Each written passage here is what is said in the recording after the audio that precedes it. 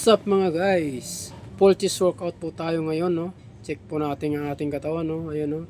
Nag-improve na rin po siya guys. Ng ilang linggo na rin po ako nagbubuhat, no? Almost 2 months na. Almost 2 months. Yan po guys ang resulta, no? Kailangan ko pang mag-focus sa aking chest, no? Hindi pa siya ganun ka-improvement, no? Ayan guys, flex na natin ang ating muscles. Ayan guys. Ayan po. Ayan, start na tayo guys. Ang tawag ko po dito ay barber flat bench press. Ang pinaka-focus po natin dito ay ang ating full chest. Ayan. Ayan guys, maganda po yan na exercise sa ating chest workout guys. No? Yan po yung aking pinanggagawa sa gym. Ayan po guys. Incline bench press na naman tayo. Ang ating target dito ay ang ating upper. No? Upper chest po tayo dito guys.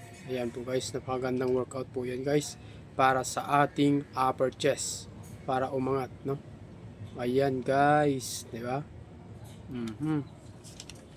Oh, di ba? Oh, next natin guys, no? Decline bench press, lower chest na naman tayo, no? Mag-focus tayo dito sa ating lower chest para magkaroon ng cuts at kumapal, no? Ayan guys. Napakagandang workout po yan guys sa ating lower chest, no? Ayan. O, di ba guys? Ganun lang kadali guys, no?